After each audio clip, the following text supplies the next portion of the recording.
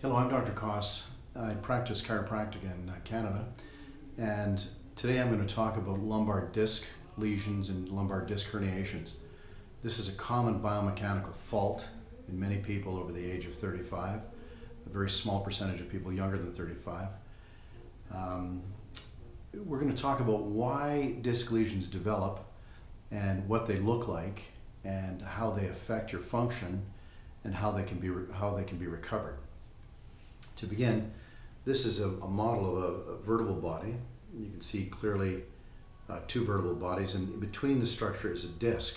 This is a soft structure that allows the back to move into flexion, extension, rotation, and it gives the lateral flexion. It gives the spine a certain suppleness.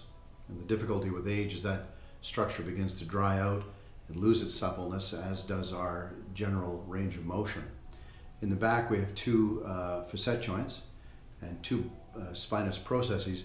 These are the bumps that you can feel on your back if you run your fingers up and down your back. And we're going to be talking about this structure particularly.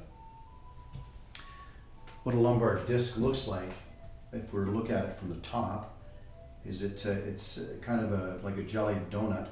It's not actually circular, but for schematic purposes, I'm going to draw it this way.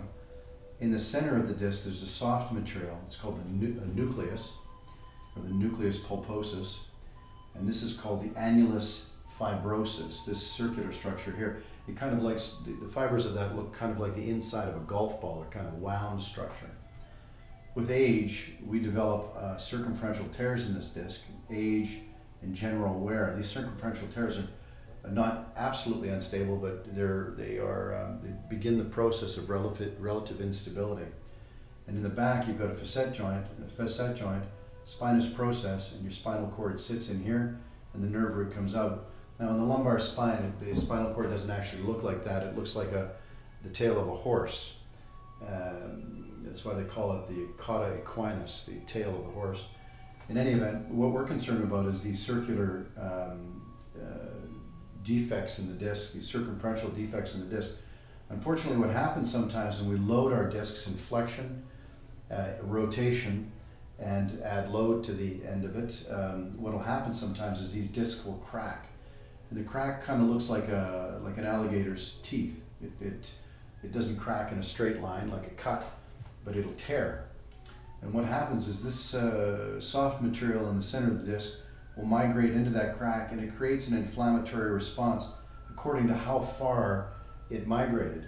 Now, if it migrates just a small distance, it creates, of course, a small bit of inflammation, which is not necessarily symptomatic if that takes place, but sometimes we can perceive a degree of stiffness when that takes place. What happens with a larger nuclear lesion, there are little receptors in the outside of the disc that perceive pressure. They're called nociceptors. When this disc is swollen like this, it can create pressure sensitivity in the disc, which can lead to an over-facilitation or an over-activation or a cramping or a tightness, if you will, of the paraspinal muscles. Keep in mind this is a cross-section. Now the difficulty is that once this material moves into this crack, it creates this inflammatory response. The cracks kind of bite down on the nucleus that is trying to extrude, much like an alligator's teeth would bite down on a structure. The difficulty with that is it doesn't allow that material to move either further, nor will it allow it to move back into this the central location where it needs to be in order to give you a sense of pain relief. Now, if we were to draw the disc from the side, the disc looks like this, or from a side presentation. The nucleus is in the center. We have a crack like this, and then we get an inflammatory reaction. Now, that inflammatory reaction can cause your body to pull away from that structure so as to not aggravate it. So frequently people with lumbar disc lesions will be standing with lateral posture, avoiding the swelling in their disc, and that's a spinal reflex. Your body does that to protect you from putting too much pressure on that structure. Now, a very well-educated physiotherapist in Australia named Robin Mackenzie, developed a technique for reducing these disc lesions. The difficulty, however, the further down the alligator's mouth these disc lesions go, the more difficult it is to press this material back into the center of the disc. So at our clinic, we've developed techniques for creating ballistic low pressure in the center of the disc to suck that material back in very quickly.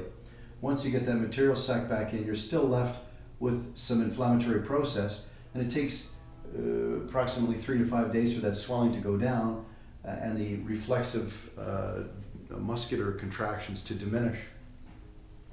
Subsequent to that, it takes 7 to 14 days for that cut to fibrose. Now, if you think about a cut, if I stuck a knife in your chest, the two edges of the cut couldn't come together until the knife was pulled out, and then the edges come together and it forms a jelly-like matrix, which turns into a kind of a scab.